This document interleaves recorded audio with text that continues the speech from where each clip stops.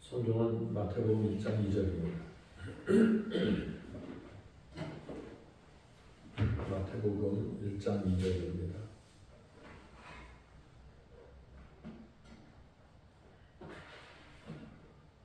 함께 합독합니다. 아브라함이 이삭을 낳고 이삭은 야곱을 낳고 야곱은 유다와 그의 형제들을 낳고. 아멘. 기도합니다. 우리 성령 계신 주님, 오늘 저희들을 주의 이름으로 부르셨으니 저희들에게 의인해 주셔서 다시금 주님을 바라보게 하시고 주님께만 시선 고정시키는 귀한 삶을 살아가게 하여 주시옵소서. 주 예수님 이름으로 기도 올립니다. 아멘. 선교에 보면은 마태복음에 특히 그 14대 그 세 번 중복된다는 거 지난번에도 말씀드렸고 14는 구원의 숫자입니다. 그 이유가 바로 6월절을 의미하기 때문이에요. 14일에 구원받은, 그래서 14가 유대인들에게는 구원의 숫자이고 구원의 숫자가 세 번 반복될 때 이스라엘 말에는 비교급에는 최상급이 없다고 저도 예전에 그 강의를 들었었는데 비교급이나 최상급이 없기 때문에 두 번 반복하면은 아주 그 강조어로 심하게 하고 세 번 반복하면은 그게 이제 최상급입니다. 그러니까 14라고 하는 그 14대가 세 번 반복이 될 때 세 번째 탄생하는 분이 바로 구원의 주님을 뜻한다라고 하는 것입니다. 그러니까 이것은 마태의 의도가 깃들어 있었다라고 보고 14대를 정확하게 조사하면 14대라고 보기 어렵습니다.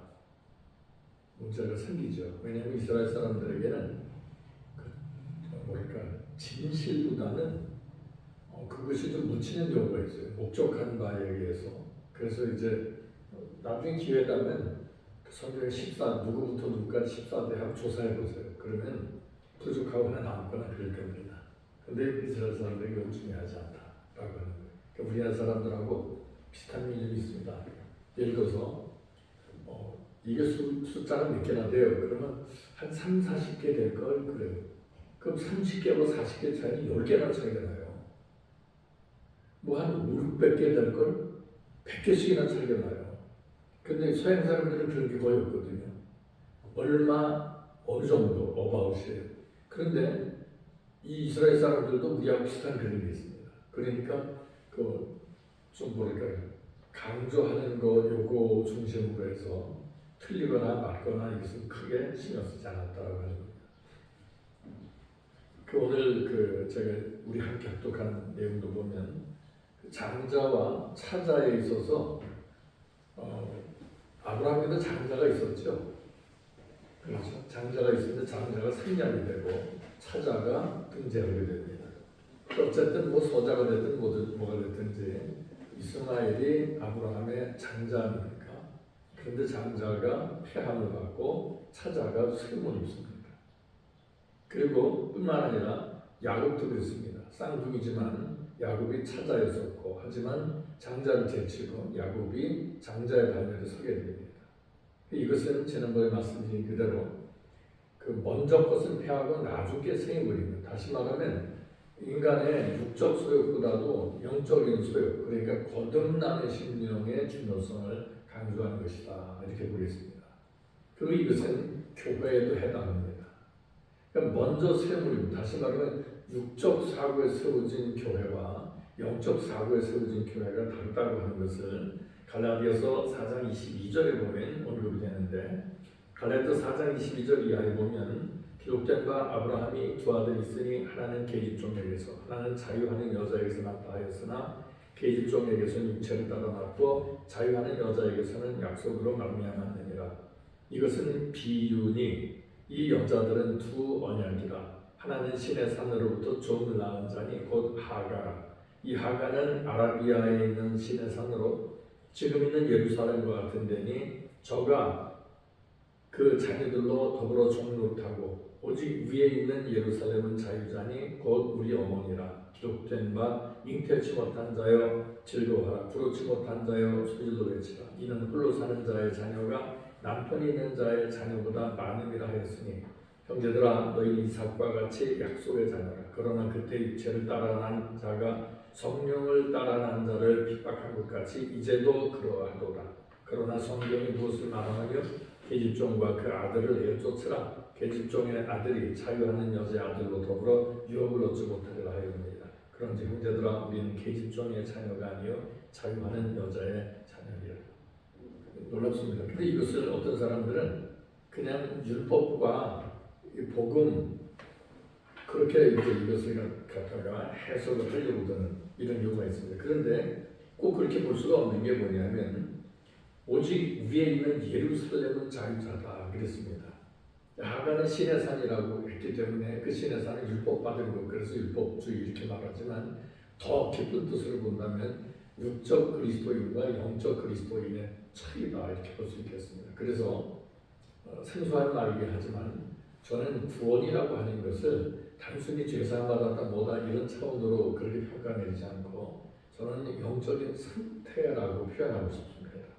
다시 말하면 이제 생명의 빛을 진 우리가 어둠의 것들을 끊고 빛 가운데 살려고 몸부림치는 그런 상태. 근데 그 상태에 다다르지 않으면 특정한 상태에 다다르지 않으면 애만 쓸 뿐이지 넘어질 수밖에 없어요. 예를 들면 어린아이들이 처음에 이제 기다가 일어나려고 하면은 넘어지는 게 일상이잖아요. 어쩌다 한번 쓰면 그걸 박수 쳐요. 하지만 또 다시 넘어지고 해요. 그것은 왜냐하면 그 아이가 성장 상태가 아직 완전 온전하지 않기 때문에 그렇다라고 하는 것입니다. 마찬가지로 우리도 죄와 악을 짓지 않으려고 하지만 거기에 걸려 넘어질 때가 너무 많습니다. 그래서 제가 처음에 강의를 시작하면서 말씀드렸던가요? 깨닫는 것만이 은혜가 아니라 깨닫지 못하는 것이 더 큰 은혜일 수 있다고 했습니다. 알고 죄를 범하는 자는 많이 맞는다고 했습니다. 그러니까 진리를 깨닫지 못하는 것도 큰 은혜인 거예요. 왜 그러냐면 실행하지도 못할 진리를 깨달으면 죄가 되거든요. 그게 죄의 근거가 되는데 그건 하나님께서 결코 원하지 않으시는 거다. 그러니까 많이 알기를 원하는 것보다는 알게 된 바를 실행하는 것이 가장 유익하다. 그냥 안다를 잘할 건 없다는 거죠. 진리는 그렇게 무서운 겁니다. 진리가 어렵냐? 어렵다면 어렵지만 쉽다면 쉽죠. 왜냐하면 진리는 하라고 하지 말라고 구분되기 때문에 그렇습니다. 진리는 빛이잖아요. 참 옳은 것입니다. 그러니까 항상 올바른 곳에 우리의 심령이 향해야 되고 그것에 거주해야 된다는 거예요. 너희가 내 안에, 내 말이 너희 안에 거하면 이것은 주님과의 하나입니다. 그리고 구원이라는 것은 결국 주님과 우리의 하나거든요. 그럼 그리스도와 더불어 머물러 있는 우리의 심령의 상태예요. 이제는 연약한 자들이 측은하게 보지만 연약한 상태에 갈 수 없는 영적 상태. 엊그제 제 아내가 넘어졌대요. 넘어져가지고 무릎이 다 깨져가지고 하더라고. 옷도 찢어지고. 근데 제가 웃었어요. 아무리 60이 넘어서도 67세인데 그래도 넘어진다는 건 말이 안 되잖아요. 왜 그러죠? 성인인데 넘어지니까 측은하다보다는 먼저 웃음이 나오는 거예요. 그래도 와이프 앞에서 웃으면 또 등짝 스매싱이 나오니까 그렇게 못하고 그냥 많이 아프겠다 이러고 말하죠. 넘어지면 안 되는 나이거든요. 우리도 마찬가지예요. 넘어지면 누가 어이구 불쌍해라 이렇게 안 봐요. 사람이 웃기는 거예요. 넘어지면 안 되는 거거든요. 근데 그리스도인으로서 생각해 보십시다. 우리가 그리스도인으로서 하나님께로부터 남자마다 어둠의 세력이 우리를 만지지도 못하고 또 죄를 범치 않는다 그랬어요. 만약에 그것이 조건이라고 그러면 우리는 심각하죠. 그런데도 나는 죄 안 져 이렇게 생각할 수 있습니다. 그런데 그 순간에는 무지하기 때문에 영적인 안목이 없기 때문에 자기 자신이 괜찮은 걸로 착각하고 있는 겁니다. 따져보면 이런 말씀드리죠. 다윗이 자기 모친이 죄 중에 자기를 잉태했다 이렇게 말해요. 아니 뭐 잉태하는 게 무슨 죄인데 죄 중에 잉태했다 이렇게 표현해요. 그러니까 그것을 볼 때 다윗에게는 영적인 안목이 있었다고 보는 겁니다. 우린 그런 안목이 없으니까 내가 죄 가운데 있는지 의가 있는지 전혀 구분하지 못한다는 겁니다. 그래서 저는 이제 교회에서 설교할 때도 그래요. 우리가 은혜를 입으면 입을수록 자기 자신이 얼마나 비참한 상태인가 하는 것을 깨닫게 된다. 그것을 깨닫지 못하는 것은 그만큼 무지한 것이고 소경이기 때문에 그렇다라는 거예요.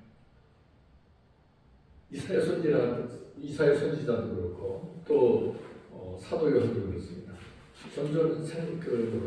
생존하시는 주님을 뵐 때 그 이사야 선지자가 뭐라고 말합니까? 화가 아니 세상에 이사야 선지자 같이 그렇게 하나님 앞에 바로 산 사람이 없습니다. 그런데 하나님을 뵙자마자 그가 고백하는 게 자기에게 화가 임했다라고 말해요. 왜 그러죠? 죄악의 자기의 모습을 발견하는 거예요. 그분이 순수한 빛이시잖아요. 그분의 은혜 가운데 든다는 것은 우리 자신이 얼마나 어둡다는 걸 발견할 수밖에 없는 거예요. 근데 그걸 모른다. 그건 진짜 어두운 거죠. 아무리 이 땅에서 온전하게 살았다 하더라도 주님 앞에서 떳떳하게 소수이시면 아무도 없을 거예요. 그 비건주의자들이 하는 말이 있죠. 그 살아있는 생명들 죽인다고 이렇게 막 그래요. 그래서 저는 그런 사람들이 제 앞에 좀 왔으면 좋겠어요. 제가 한마디면은 그 사람들 말 멈추게 할 수 있습니다. 왜냐하면 우리가 숨 한 번 쉴 때마다 살아있는 생명체가 우리 호흡을 통해서 얼마나 많이 죽는지 아십니까? 우리 입안에서 수도 없이 많은 생명체가 지금도 있어요. 우리 장소리도 그렇고 이것들이 우리 숨 한 번 쉬고 물 한 번 먹을 때마다 어마어마하게 살생을 하게 따지는. 그런데 육신의 돈을 버는 건 안 먹었다고 해서 살생하는 자가 아닌 건 아니에요. 그래서 저는 전 분들을 만나도 그런 얘기하면 그런 얘기 합니다. 당신 숨 쉬는 게 문제고 물 먹고 음식 먹는 게 문제고 기거하는 게 문제다. 생태계 파괴는 다른 사람이 하는 게 아니라 바로 그렇게 말하면 당신이 하는 거다라고 얘기를 해요. 말을 못해요. 근데 그것을 모르고 다시 말하면 들보는 생각 못하는 거예요. 라는 분은 티만 보고. 근데 우리가 딱 그렇게 살아가는 거예요. 우리 자신이 얼마나 근처인가. 그러니까 우리가 은혜를 받으면 받을수록 우리는 영안이 밝아지고 그러면 자기 자신을 보게 됩니다. 그러면 이건 심각한 정도가 아니죠. 그런데 그렇게 보여주실 정도면 이제 어느 정도 일어선자가 되게 하시는데 그러면 이제 예전에 짓던 죄들은 저 멀리 있는 것을 보게 됩니다. 그렇다고 해서 완전한 게 아니라 우리 여전히 헤어나야 할 속에 있다라고 하는 것을 우리는 잊지 말아야 됩니다. 지난주에도 그 찬양팀에서 그 인도한 찬양 보니까 주님 앞에 나가는 모습이 예전의 모습이 아니다. 뭐 이런 그 내용이 있었어요. 가사가. 예전에 기도 그런 어릴 때의 그런 뭐 달라 이런 기도 아니다라고 하는 걸 고백하는 걸 이제 가사로다가 들 수가 있었습니다. 우리의 상태가 그 영적인 이런 상태가 성숙한 단계에 이르렀어야 됩니다. 그래서 이것을 또 다른 표현으로는 디글이라고 해서 어떤 이제 그 상태로 계단식이라고 이렇게 봐야 되면서 우리의 그 또 다른 표현은 성화, 영적인 발전, 치유를 통한 성장 이런 식으로 표현하겠죠. 그러니까 어떤 상태를 향해서 우리가 한 계단 올라서야 된다라는 것인데 계단하면은 뭐 턱질되고 올라가는 게 그렇게 드러나지만 우리의 삶은 자기도 모르는 사이에 나선형을 그리면서 계속 전진하는 상태다라고 하는 것을 우리가 기억한다면 주님 앞에서 점점 자유자의 모습으로 우리가 나가게 될 것 같습니다.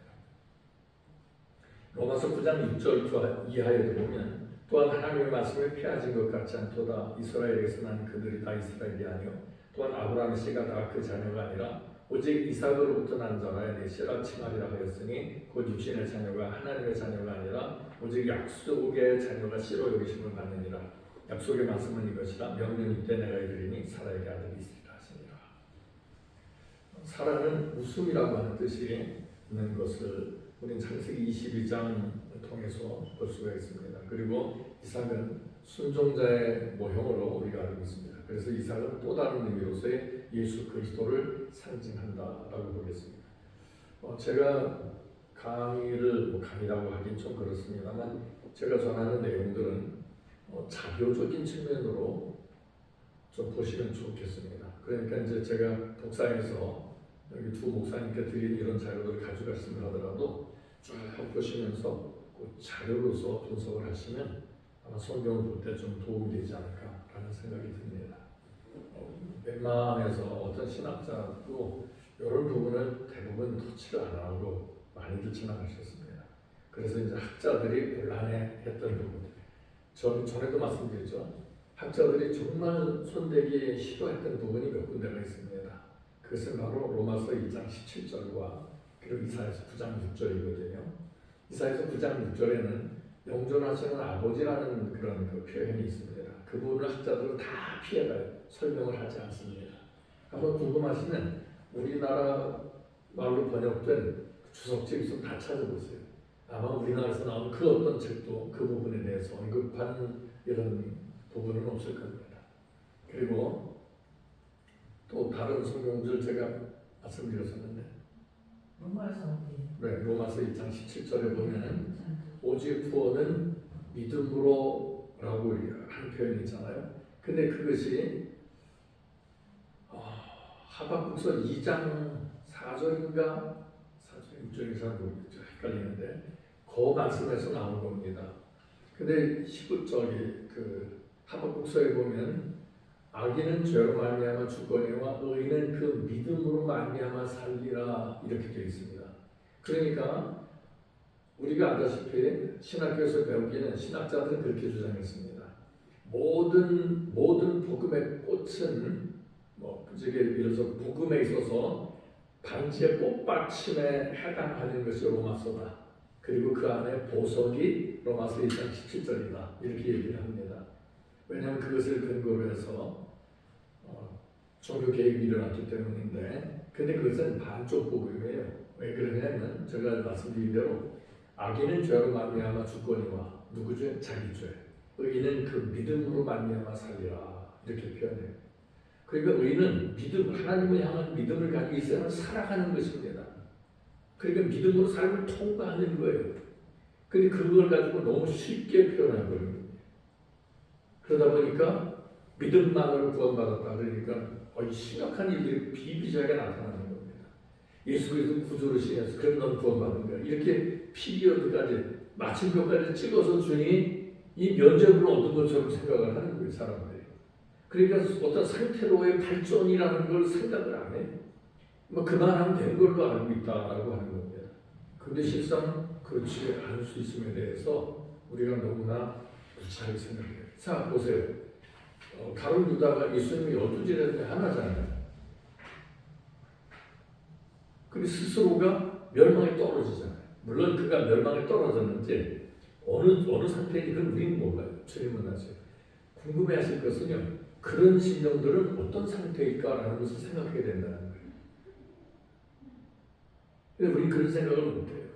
왜냐하면 문자적으로 기록된 것은 너무 심취하기 때문에 그런 일이 벌어지더라는 겁니다. 근데 여기서 적어도 다른 사람에게 복음을 전하는 그런 입장이라면 내면의 것들을 보려고 하는 이런 게 있어야 됩니다. 그렇지 않으면 그냥 몽학 선생의 역할을 하는 문자. 그 몽학 선생이 뭐라고 말씀드렸습니까? 지난번에 말씀드리기를 몽학 선생은 주인의 자식을 학원까지 데려다주는 그 역할을 하는 그 존재가 몽학 선생이라고 그러잖아요. 선생도 아닌데 선생 역할을 하는 거죠. 근데 그 몽학 선생은 뭐라고 말씀하냐면 말씀의 문자의 뜻이 몽학 선생이라는 거예요. 누가 그래요? 바울이 그러잖아요.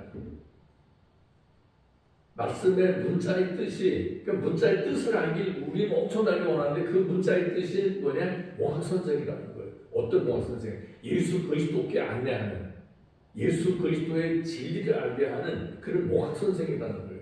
근데 우리는 문자의 뜻 거기서부터 헤매고 있으니 이게 큰 문제가 아니겠나라고 하는 겁니다.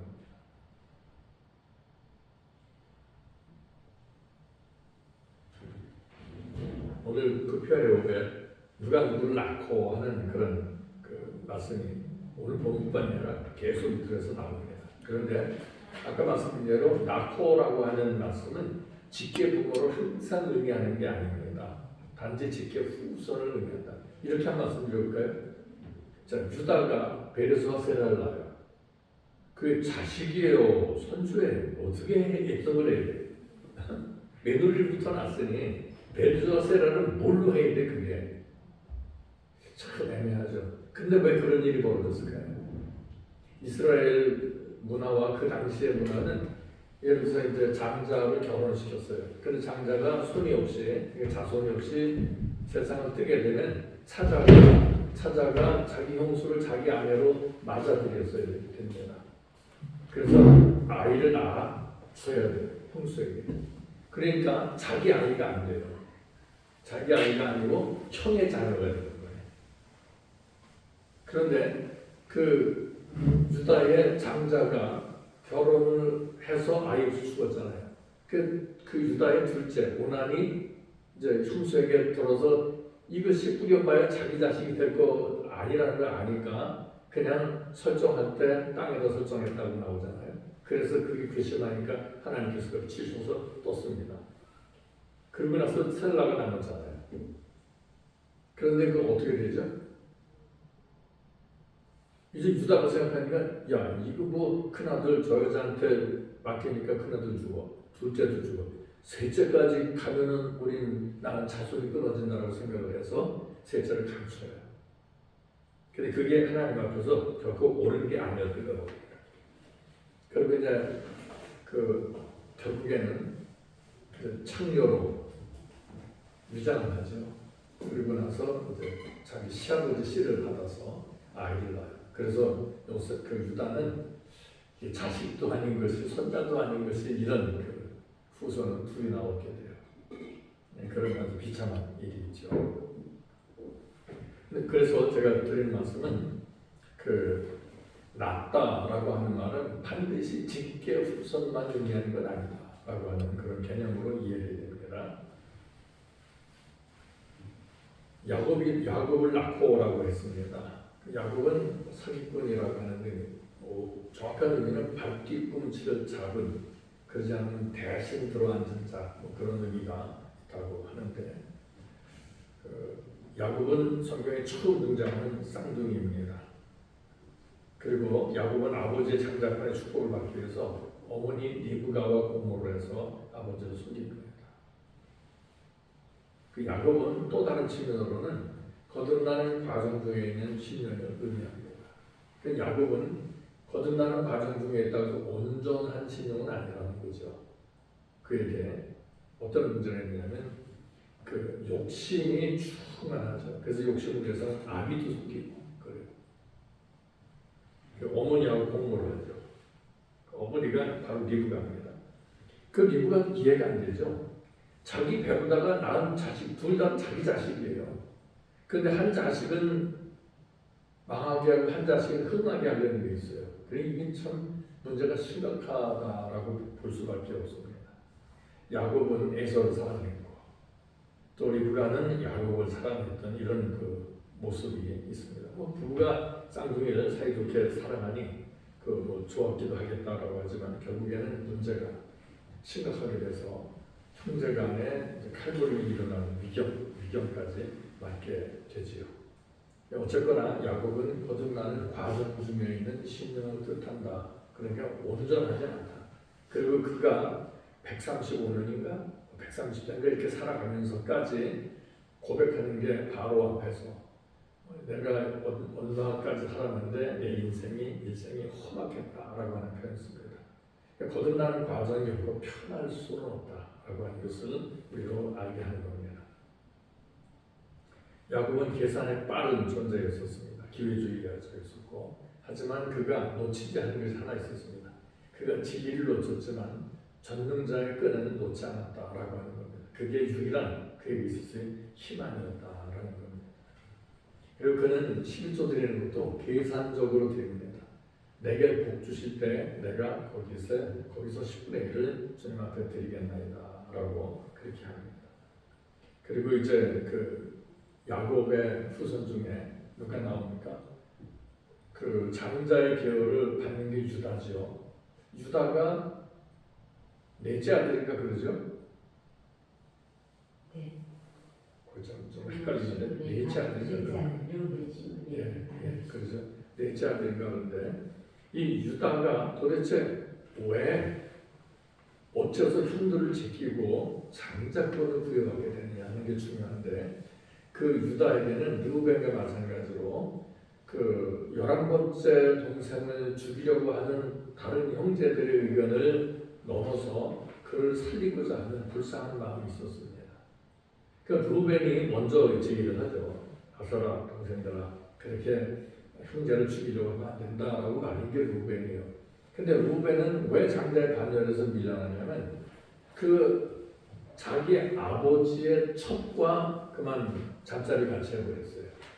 그래서 이제 거기서 장자의 반열로부터 떨어져 나가게 된 것이다. 그러면 르우벤이 도대체 왜 자기 아버지의 첩과 잠자를 했을까? 그게 자기 형제들이 있어요. 그 형제들의 어머니예요. 근데 도대체 왜 그렇게 잠자를 했을까? 이해가 되세요? 그 당시에 야곱의 장자 정도면 여자는 얼마든지 있었을 텐데 왜 그랬을까? 그것은 라헬이 아버지의 드라이빙을 훔쳐간 것 같아요. 자, 생각해 보세요. 솔로몬에게 부탁을 한 사람이 하나 있어요. 아버지의 그 누구죠? 마지막 여인을 달라고 그러죠. 그거 성격이 같아요. 왜 그러냐면 아버지의 가장 사랑하는 것을 취하면은 그 다음 장자권이 자기에게 있다는 걸 주변에 선포하는 거예요. 그래 되는 거예요.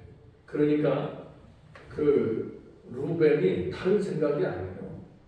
뭐 아버지 처질이 얼마나 이쁘다고 해서 뭐 관계를 하겠어요. 그게 아니고 그런 그 지역 그 당시 시대적이고 지역적인 것이 깔려 있었기 때문에 그렇게 한다라고 했다라고 하는 겁니다.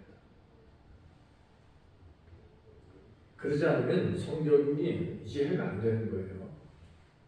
그리고 또 한 가지, 이건 좀 여자들에게 당시에 비참했는데 여자들에게는 이스라엘이나 그 중고동 지방에서 그 지역만 그 당시만 해도 예수님 당시도 그랬지만 여자의 속 그리고 성년이 되지 않은 아이들의 속에는 영혼이 없다고 이야기합니다. 그러니까 그냥 하나의 기계에 불과했다. 애 낳는 기계, 성적인 만족을 주는 그냥 도구에 불과했다라고 하는 거예요. 그러니까 이런 것들을 결국 우리가 이해를 할 수 있어야 된다는 겁니다. 그냥 오늘 내 생각으로 이 들여다봐가지고는 이게 이해가 안 돼. 어디가 얘기 꺼내기도 어렵잖아요. 온갖 추한 얘기가 그 안에 다 들어있는 말입니다.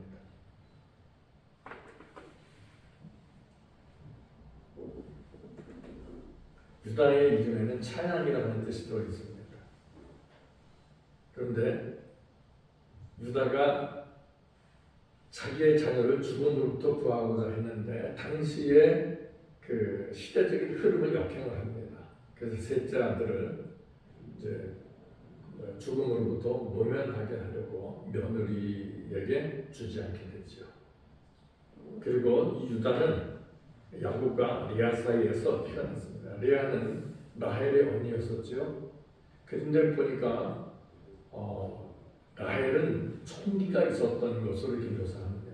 그러니까 미모가 탁월했던 걸로 알지만 그걸 리아와 라헬을 우리나라 사람들이 이해하는 식으로다가 그 인물을 그러니까 얼굴이나 이렇게 몸매를 평가한다면 레아는 여조순녀 조신하고 품이 있는 그런 여자로 묘사를 하고 라헬은 그냥 살박하게 생긴 아주 똘똘하고 살박하게 생긴 거로다가 그렇게 묘사가 된다라고 하는 겁니다. 그러니까 초록의 동생이라고 야곱은 자기의 그 성정에 맞는 쪽으로 마음을 기울였다라고 하는 건데 또 다른 한 가지 야곱이 그 라헬을 얻기 위해서 상당히 오랫동안 고생하죠. 그렇죠? 근데 그렇게 고생해서 얻은 아내가 있는데 아니 자기의 몸종을 준다고 덥석 자기 부처로 받아들이고 그래요. 이해가 되세요? 그래서 바로 남성들의 그 성적 성향을 드러내는 거예요. 생각해보세요. 아브라함이 동생이 얼마나 이쁘게 생겼으면 그걸 자기 부인으로 삼켰어요. 그런데 그 몸종을 주니까 또 자기 아내를 만들잖아요. 그게 되겠어요 그게? 아니 여자 같으면 남자를 사랑하는데 엄청 사랑하는데 그 남자가 다른 남자를 갖다가 붙여주면 잠자리가 가능하겠냐고. 안 되거든요 그게. 이것은 뭘 뜻하냐 하면요. 그 자손의 인류가 이 땅에 번성하는 것이 크게 본다면 하나님의 뜻이다라고 합니다. 왜냐하면 억지의 관계를 통해서도 자녀들의 그러니까 후손들은 생겨나잖아요. 강간이라든가 뭐 이런 것을 통해서도. 그러니까 이런 것은 우리가 이해할 수 있는 영역은 아니에요. 다만 분명한 것은 남자들의 그 성적인 욕망이 엄청나게 크다라고 하는 것이고 이것은 뭘 뜻하냐? 교회가 성장할 수밖에 없는 성향을 의미한다라고 하는 측면으로 우리는 선하게 이해해야 될 것입니다. 그러니까 복음은 전파되어져야만 하는 것, 말씀의 씨는 뿌려져야만 하는 것으로 우리는 이해하게 되는 겁니다. 그것은 이 예배당에 모이는 숫자가 많아졌다 적어졌다 이걸 의미하는 게 아니에요. 왜냐하면 뭐 몇만 명이 모여있어요. 그런데 그 안에 어쩌면 구원받은 영혼이 한 명도 없을 수도 있다는 걸 우리는 간과하면 안 됩니다. 예수님을 올바른 걸 알지 못한다면 자 제가 늘 얘기하는 우리가 예수 믿는다라고 하죠. 그럼 믿는다라고 하는 것은 그분이 행하신 어떤 업적이나 이런 것만 가지고 믿는다 이건 되는 게 아니에요. 그분이 누구냐를 아는 거잖아요. 근데 그게 요한복음 1장 1절에 나오죠. 그 현대어로 보면은 태초에 말씀이 있었다. 이 말씀이 하나님과 함께 하셨는데 이 말씀은 곧 하나님이셨다 이렇게 되잖아요. 근데 그것을 하나님이셨다를 말씀은 그리스도이셨다 이렇게 표현돼요. 현대어 성경에서. 그리고 그는 곧 하나님이시다 이렇게 말해요. 그러니까 말씀은 그리스도요 그리스도는 누구시다? 하나님이시다. 이런 그 논리 구조예요. 그러니까 이런 논리 구조 속에서 이스라엘 사람들의 생각을 우리가 읽어볼 수 있어야 됩니다. 이스라엘 백성들이 예수님이 나는 하나님의 아들이다 그러니까 돌로 때려 죽이려고 해요. 너희가 왜 나를 돌로 치려고 하느냐라고 주님이 반문하시니까 내가 인간이면서 자칭 하나님이라고 하다니 너는 죽어야 마땅하다 이렇게 말하는 거예요. 그런데 우리의 생각으로는 이해가 안 되는 거예요.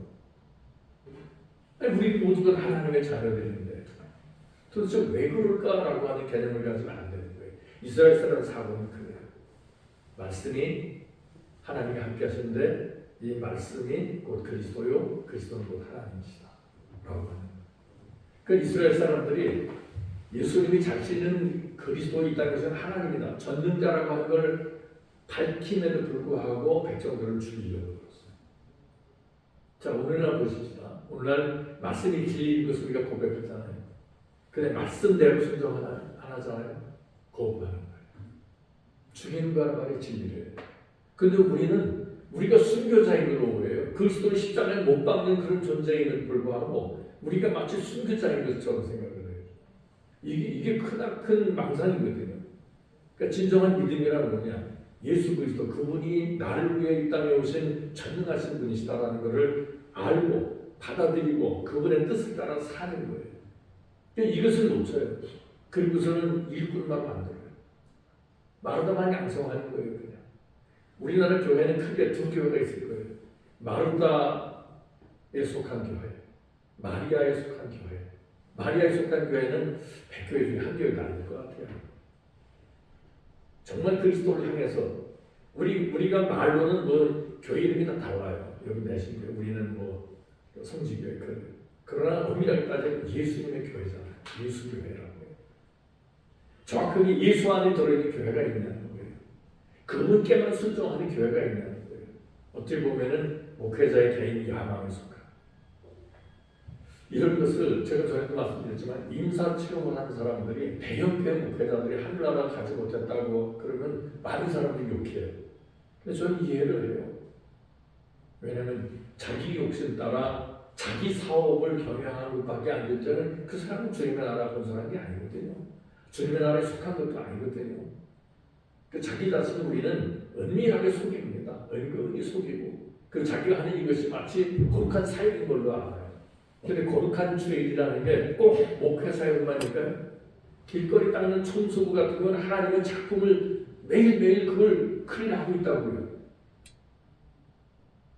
그렇지 않아요? 교회에서도 말없이 봉사하고 섬기는 이런 분들이 정말 위대한 그분의 일을 하는 거 아니에요? 입만 가지고 사는 사람들보다. 근데 우리는 너무나 외적인 것만 봅니다. 그러다 보니까 그 진실을 잃어버리는 거예요. 진리가 뭐죠? 빌라도가 예수님께 물어봐요. 예수님 말씀하시나요? 안 말씀은 안 하셨어요. 진리가 뭐예요? 아니 진리를 안 하는 거 진리를 누르면 되겠어요. 진리는 다른 말로 참입니다. 참. 거기다 뭐라고 설명을 하겠어요. 그게 올바른 것이에요. 그래서 우리는 제가 좋아하는 즐겨 인용했던 말씀이 창세기 18장 17, 18, 19절인데 거기 보면 아브라함을 택한 목적이 나온다고 그랬죠. 내가 아브라함을 택한 것은 그가 그 자식과 권소에게 명하여 여호와의 도, 즉 공의와 공도를 행하게 하려고 그를 택하여 불렀나니 그가 이렇게 행함으로 그렇게 행할 때 그 자식들이 아브라함에게 말하는 것을 자식들이 이행할 때 아브라함에게 한 약속을 그와 그의 후손들에게 내가 이행하겠다 이렇게 나와요. 그래서 여호와의 도, 공의와 공도예요. 그걸 우리식하는 사랑과 지혜입니다. 그 지혜는 바로 참이에요. 그러니까 올바르게 살아야 돼요. 그리고 푸근한 마음을 가지고 더불어 살아갈 수 있어야 됩니다. 요즘에 무슨 정치인들 더불어 그런 더불어가 아니고요. 그건 적이네끼리 더불어지. 그건 더불어라는 말은 온 세상과 더불어 이렇게 우리는 이해합니다. 그러니까 그 말은 사랑은 오래 참고 사랑은 또 친절하기도 하고 또 자기를 희생하며 베풀기도 하고 하는 그런 측면이죠. 그러나 거기에 올바름이 없다면, 올거름이 없다면 아무것도 아니다 라고 하는 바울의 말을 우리는 기억해야 될 것입니다.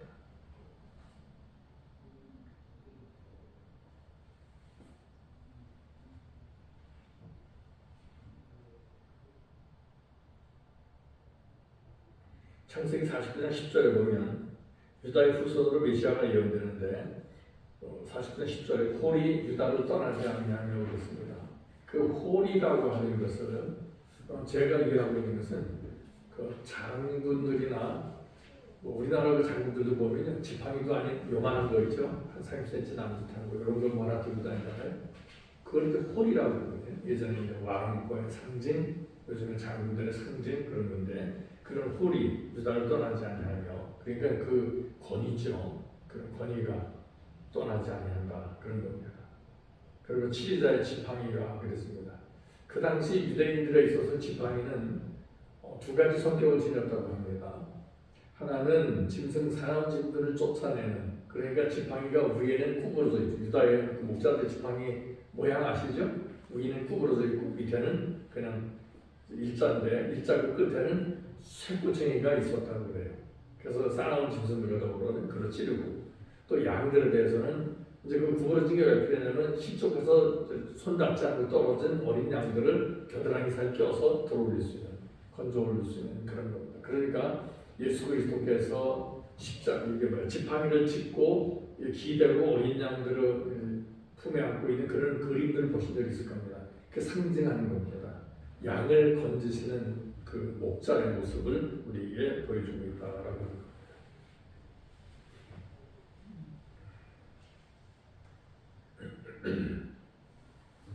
유다의 아들들은 아까 말씀드린 대로 엘, 오난, 셀라 이게 사형제였었는데, 결국 세 아들은 모두가 죽게 됩니다.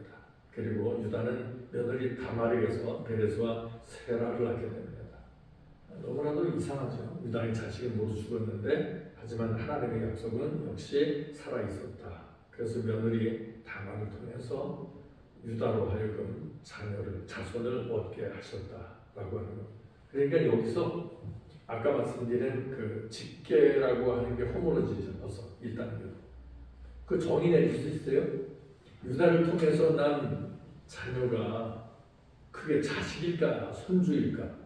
그럼 어떻게 정의 내리시겠어요? 정의가 내려질까요? 유다의 씨니까 그냥 자식일까요? 이게 상당히 애매하거든요. 왜냐하면 유다를 통해서 아이를 낳았으면 그 아이가 누구 아이가 된다고 했어요? 큰 아들의 아이가 된다라고 하는 겁니다. 그러니까 엘의 아이로 등재가 되게 되는 거예요. 그러니까 자기 씨로 다말을 통해서 생산을 했지만, 그 따지고 생물학적으로는 아버지인데 호적상의 등재는 손주로 등재가 되어야 된다라고 하는 이상한 그 사건이라고 볼 수가 있겠습니다. 어쨌거나 이를 통해서 우리에게 주시는 내용은 뭐냐면, 사람은 죽지만 하나님의 약속은 살아있다라고 하는 겁니다.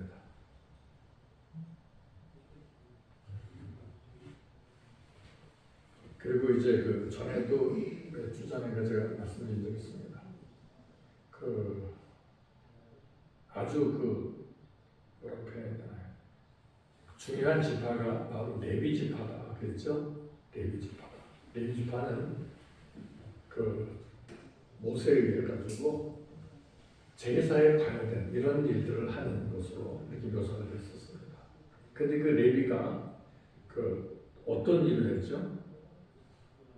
형제들과 더불어서 그 누이 거탈당하는 것을 보고 씨를 말려버린 이웃 마을에 그 부족들 씨를 말려버린 사건이 나옵니다.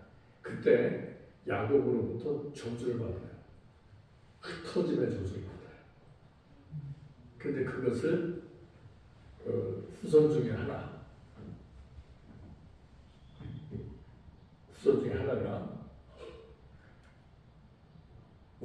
그 당시 우상숭배하면요, 그 성적 유희와 뭐 같다라고 봤어도 틀린 게 아니에요.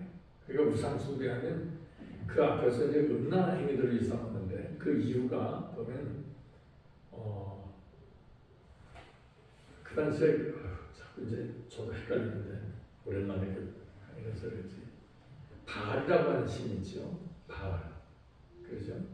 그게 바알이라고 하는 신인데, 그 가뭄 때는 바알이 죽은 걸로 그렇게 인식을 했어요. 그러니까 이거 이스라엘 사람들이 아니라 이방인들이 그랬는데, 이게 나중에 이스라엘에게 들어왔거든요. 그런 그 우상 숭배 모임이.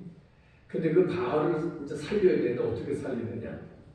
그 앞에서 성적 그 성적 관계를 음란하게 벌리면 바알이 살아나서 자기의 아내와 이제 관계를 갖게 되고 그런 세상이 다시 살아나는 것으로 그들은 그렇게 이해를 했습니다.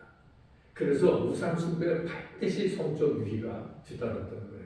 그러니까 그런 것을 우리가 알지 못하면 그냥 그 원래 이스라엘 백성은 음란했다 이렇게 보는데 그걸 묘하게 남성들에게 있는 그런 성적 욕망들을 이렇게 또 어떤 인간들 속에는 성적 욕망을 묘하게 우상 숭배에 접목을 시켰던 겁니다. 그런데 그것을 하나님께서는 죄라고 지적하셨고 비나스가 그 둘이 한 몸 된 걸 단창에 없애버리잖아요. 그리고 나서 하나님께서 당신의 열심으로 그렇게 죄악을 처벌한 비누아스와 그의 집안을 축복을 하신 게 어떤 축복이었었죠? 제사장의 직분의 축복이에요. 그 흩어짐의 저주는 없어지진 않아요. 한 번 저주가 임하면. 그런데 그 저주를 복으로 바꾸잖아요. 제사장들, 목사가 한 지역에 한 집에 몰려 사는 거 누가 보고 살려요. 그렇잖아요. 그래서 흩어지는 게 목회자들에게는 복이고 은혜입니다.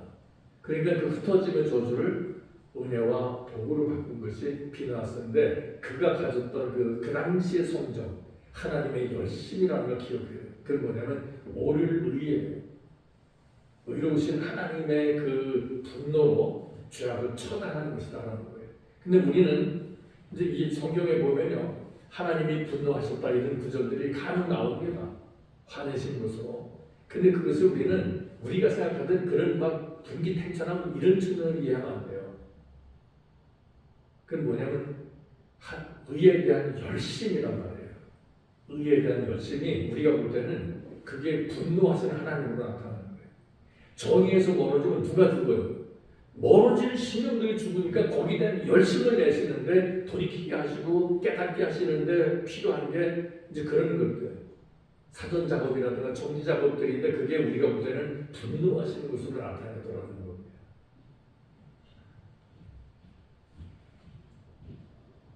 그리고 이제 그 야곱의 11번째 아들이 요셉인데 이 요셉은 예수 그리스도의 모형이다라고 합니다. 은 20에 팔리게 되죠. 예수님은 은 30에 팔린 것으로 성경에서 묘사됩니다. 그러니까 요거 금액을 따지면 거의 같은 이런 그 가치가 아니냐 이렇게 보는 시각들이 있다라고 하는 겁니다. 그리고 창세기 45장 5절에 보면 거기 이제 요셉이 아주 놀라운 표현을 합니다. 그래서 이제 예수 그리스도의 모형이다라고 하는 것을 우리 또 확실하게 받아들이는데 당신들이 나를 요셉 팔았으므로 근심하지 마소서 한탄하지 마소서 하나님이 생명을 구원하시려고 나를 당신들 앞서 보내셨나이다. 놀라운 그 예언이죠. 우리도 그렇게 생각하셔야 됩니다. 우리에게 어려움이 임해도 하나님께서 뜻이 계셔서 우리를 어려운 가운데 보내신 것이다 라고 말합니다. 예수님 말씀하셨습니다. 너희는 마음에 근심하지 말라. 하나님을 믿으니 또 나를 믿어라. 내 아버지 집에 거할 것이 많더라. 그렇지 않으면 너희에게 이르시리라. 내가 너희를 위하여 처소를 예비하러 가노니 가서 너희를 위하여 처소를 예비하면 내가 다시 와서 너희를 내게로 영접하여 나 있는 곳에 있게 하리라. 그리고 교인 중에 한 분이 수동 쪽에서 오남리까지 오셨는데 예전에는 그쪽에 지금은 기차에서 빨리 25분이 묵는데 예전에는 한 50분씩 걸려야 자기 차를 몰고 이렇게 오고 그랬습니다. 그런데도 거의 한 10년 이상을 불편하지 않게 그렇게 다니시죠. 새벽에도 특별소에 그래서 그 멀리서 또 오시는데 그래서 제가 이제 오시는데 불편하지 않으시냐고 이렇게 물어보면 그 권사님이 그럽니다. 목사님, 저는 매일 교회 올 때마다 설레는 마음으로 와요. 그런 일들 한 번도 자기는 힘들다, 너무 멀다 이런 생각을 가져본 적이 없다. 근데 그분이 딸이 있고 아들이 있어요.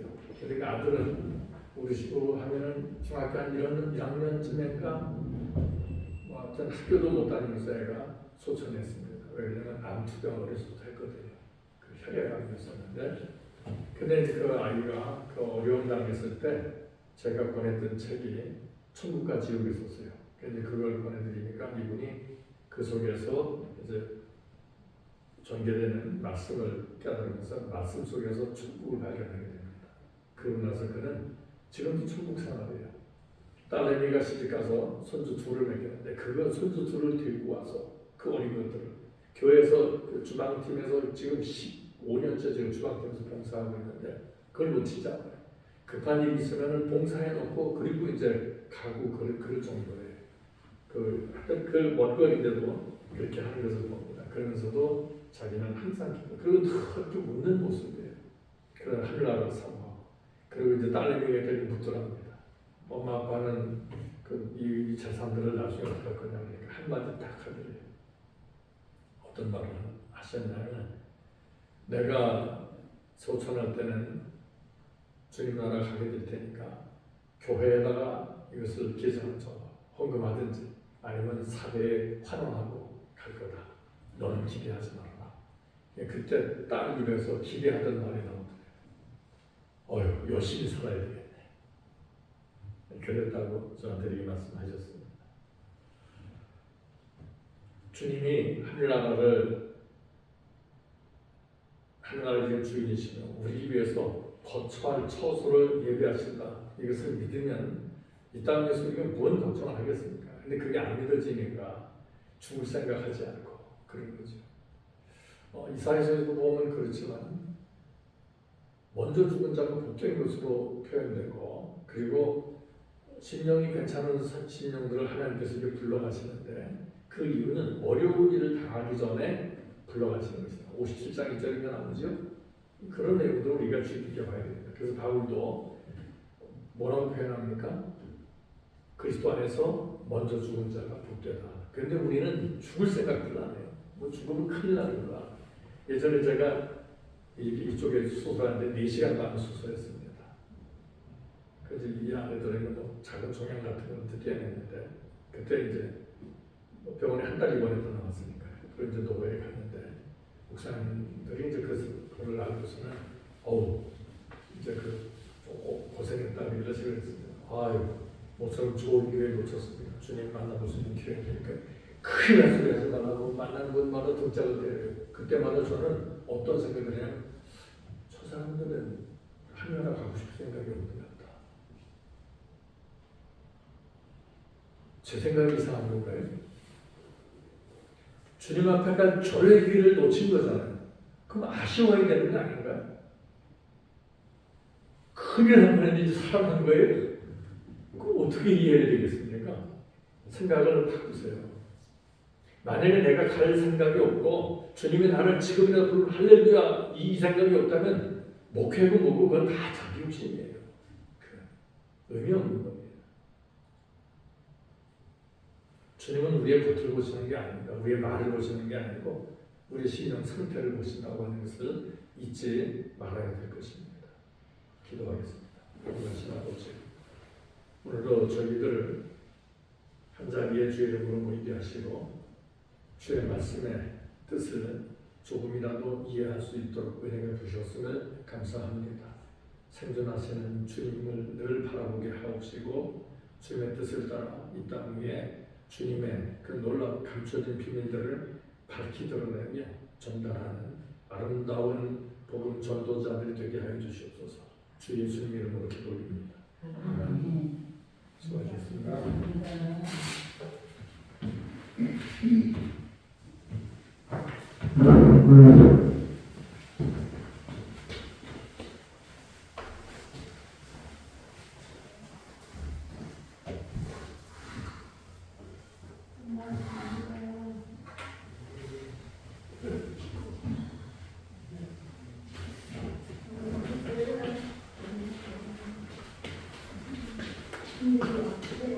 왜